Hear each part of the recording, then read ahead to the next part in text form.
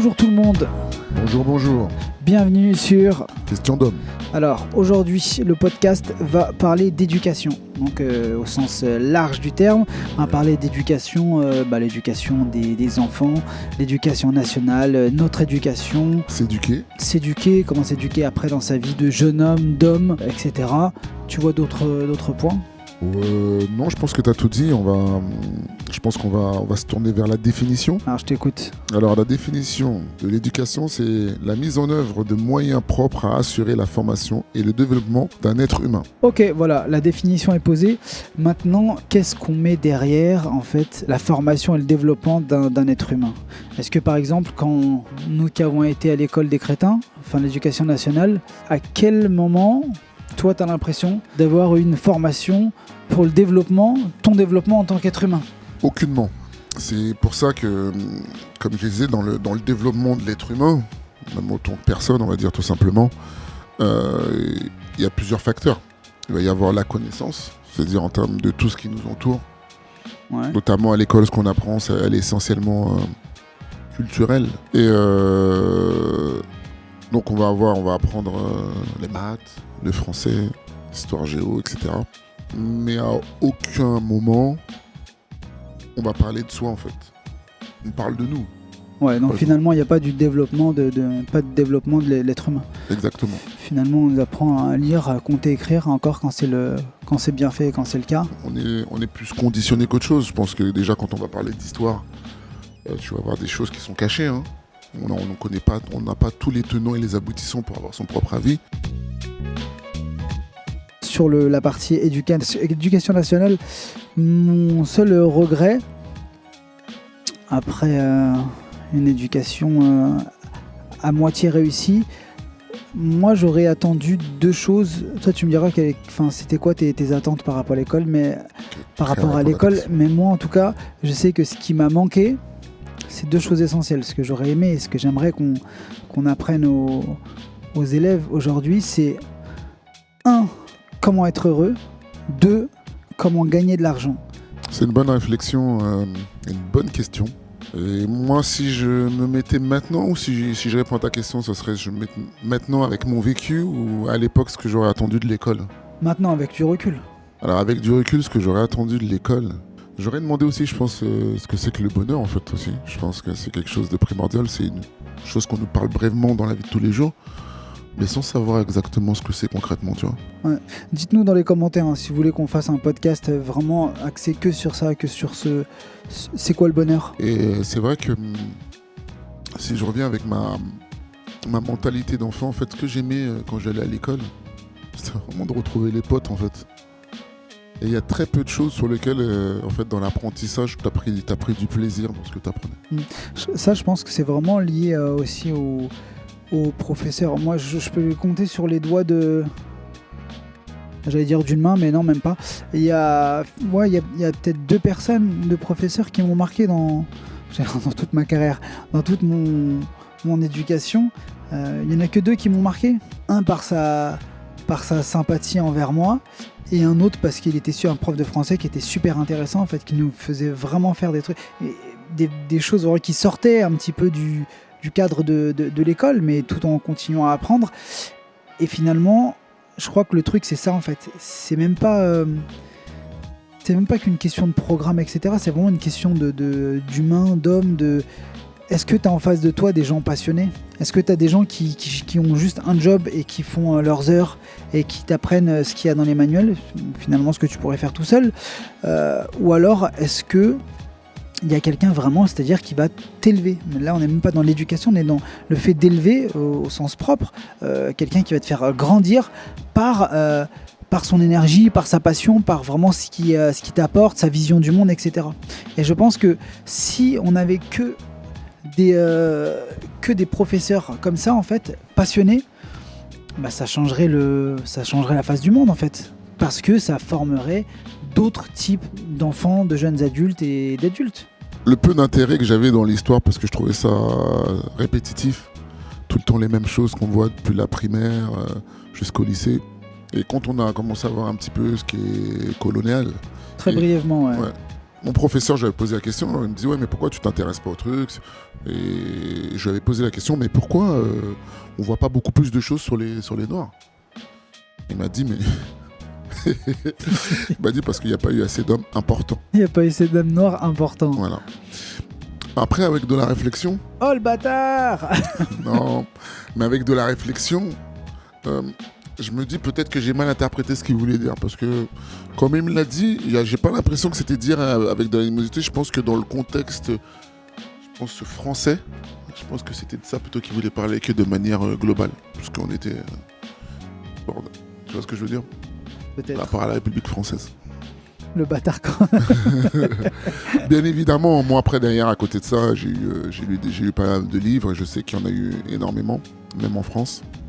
D'ailleurs, on peut mettre le lien d'une super chaîne en fait qui s'appelle Grandeur Noire. Grandeur Noire, je crois. Ouais, c'est ça. Une jeune femme qui fait vraiment un super travail. Bah, typiquement, voilà, regarde, ce genre de chaîne, là, on parlait de cette chaîne Grandeur Noire, c'est-à-dire que c'est des gens comme toi et moi qui à un moment donné décident de faire un travail aussi d'historien et de mettre à disposition au plus grand nombre. Et ça, je trouve ça extraordinaire. Et ce qui est encore plus extraordinaire, c'est les gens qui vont prendre le temps d'aller regarder ça et essayer de faire du recoupement d'informations.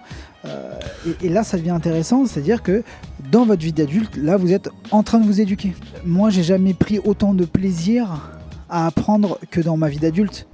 Parce que quelque chose qui t'est imposé, c'est toujours très difficile de s'y intéresser. Quand c'est toi qui décides de t'y atteler, de t'intéresser à quelque chose, parce que t'as pas envie de stagner, parce que t'as envie d'évoluer, d'apprendre des choses, t'as jamais fini d'apprendre. Mais je trouve que c'est vraiment plus intéressant d'apprendre par soi-même que par un programme imposé en fait. Maintenant, pour revenir un petit peu à ce que toi tu disais précédemment dans ce que j'aurais aimé à l'école, il y a une dernière chose, et je trouve qui est primordiale, c'est développer sa créativité. Bien joué. L'art, par exemple, quand on va apprendre Molière, par exemple, je pense que ça aurait été plus intéressant. De le jouer que de le lire. Exactement. Ouais. Tu vois, le jouer de façon moderne, ça aurait été fun. Ça aurait été fun, ça aurait été marrant. Mais tu vois, moi j'ai déjà un souci avec cette histoire de notation en fait. Ah non, on est dans des trucs où forcément il y a toujours des résultats, des notes, ils font des grilles de micro-compétences. Maintenant, j'avais appris ça dans une conférence de Franck Lepage. Qu'est-ce que c'est que ces histoires de grilles de micro-compétences, quoi? Qu'est-ce que c'est que ces histoires de tout noter tout le temps Putain, c'est grave, quoi, d'évaluer un être humain. Tu vois, encore, à chaque fois, on parle d'égalité des chances, etc. Mais on n'est pas tous équipés de la même manière. C'est quelqu'un. En fait, on va noter de la même manière deux personnes qui ne sont pas pareilles. Ça n'a aucun sens. D'ailleurs, tu parlais peut-être de maths. Peut-être que toi, t'as une appétence pour les maths. Moi, pas du tout. On va faire le même devoir. Forcément, il y en a un de nous deux qui va avoir des meilleures notes. Ça ne veut pas dire que je suis un moins bon être humain. Mais c'est pourtant ce qu'on te fait ressentir, en fait. L'éducation nationale, elle est faite de la manière suivante où on t'apprend que tu n'as pas le temps. Et vaut mieux dans l'éducation qu'on a pu avoir, avoir plein de petites choses que être performant dans quelque chose. On aime bien dire, on aime les gens qui touchent un petit peu à tout et finalement qui excellent dans rien du tout. Et moi, je pense qu'il est important au bout d'un moment, c'est de savoir comment parvenir en fait à s'éduquer soi-même. J'aime dire souvent, et je crois qu'on l'avait dit dans un autre audio, qu'il y a différents types d'intelligence. Il peut y avoir une intelligence sociale, il peut y avoir une intelligence culturelle, etc. Et on a toujours... Enfin, moi, c'est comme ça que je sens, peut-être que je me trompe. Mais j'ai toujours l'impression que quand on disait quelqu'un il était intelligent, c'était souvent les gens qui étaient très très cultivés, qui avaient énormément d'informations, qui ont des bagages d'années d'études. Cultivés, qui avaient de la culture en fait. Voilà, c'est ça. Ouais. Mais est-ce que l'éducation nous donnait cette culture en fait? Elle nous donnait une culture, mais pas la culture. Dans la même classe, t'as Jean Mouloud qui va avoir sa culture, et puis t'as Jean Jean-Sébastien, par exemple, qui lui va avoir une autre culture. C'est-à-dire que, par exemple, lui, dans le week-end, il va se faire une pièce de théâtre, une expo, et puis une balade dans les jardins du musée de Rodin, j'en sais rien. Tu vois, les deux, il y en a un qui va avoir la culture peut-être Dragon Ball Z et l'autre qui va avoir la culture. Et là, ça va devenir un marqueur social en fait, cette culture. Je rebondis sur ça, très bien. Parce que sur une définition je crois que tu m'avais transmise, je vais la lire. C'était pourquoi il était important de s'éduquer. Lorsque tu es dans la logique de développement, il est important de s'éduquer car cela te positionne socialement et que la culture est un marqueur social. C'est ça, c'est moi qui ai dit ça ? Ouais. Putain, le mec est trop fort. J'avais rebondi, je pense également que s'éduquer dépend aussi de la direction vers laquelle on va et ce qu'on décide à un instant T. Maintenant, sur des faits historiques, peut-être sur des animations, sur des personnages intrigants de l'histoire, maintenant, dans la culture aussi, nous on s'est amené en fait à s'intéresser à pas mal de choses parce que tout simplement par des citations. Moi, j'aurais jamais été intéressé par l'histoire de Victor Hugo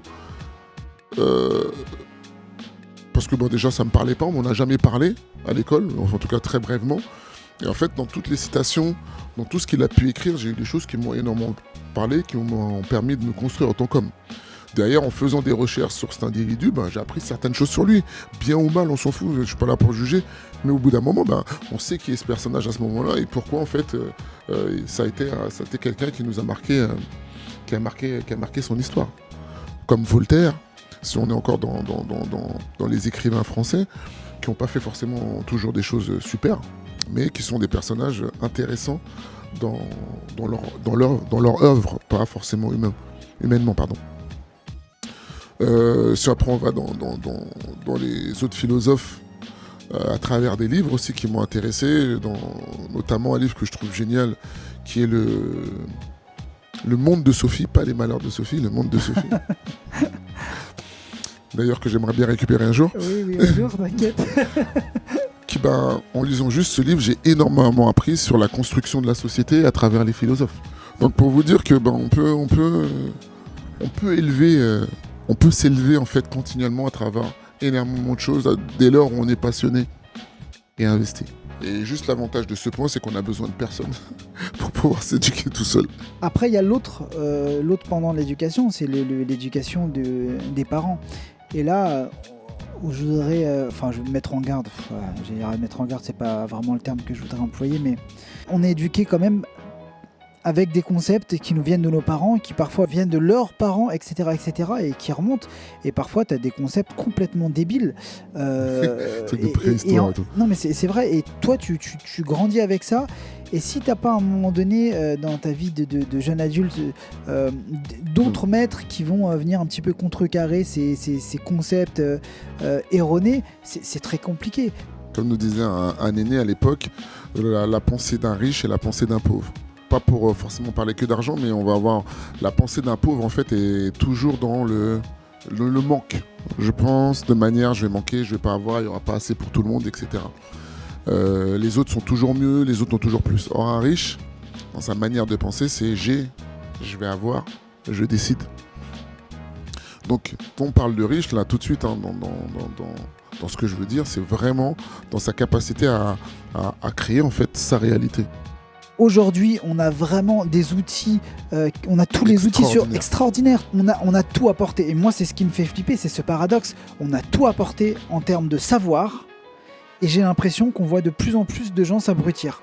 Vraiment, c'est flippant. J'ai la réponse, mec. J'ai la réponse. Tu vas pas tomber sur beaucoup de personnes qui sont passionnées. Je t'invite à regarder tous les gens qui sont passionnés par quelque chose. Ils sont obligés de se développer. Les gens qui vont s'abrutir, après moi c'est de ce que j'observe, je peux me tromper, ils ont pas vraiment de passion. Et généralement, un manque d'ambition. Ok, on va noter et on va finir par la question qui a été proposée par un professeur à son élève qui s'appelait, j'espère que je me gourre pas, j'ai vu ça passer un jour, je l'ai mémorisé, alors j'espère que c'était bien sourcé, mais il semblerait que cet élève c'était John Lennon. Et son professeur lui a dit « Qu'est-ce que tu veux faire dans la vie ?» Il lui a répondu « Être heureux ». Et son professeur lui a dit « Je crois que vous n'avez pas compris la question ». Et John Lennon a répondu « Je crois que vous n'avez pas compris la vie ». Sur ce, quoi qu'on pense, Quoi qu'on dise, et quoi qu'on fasse, soyez vous-même. les autres sont déjà pris.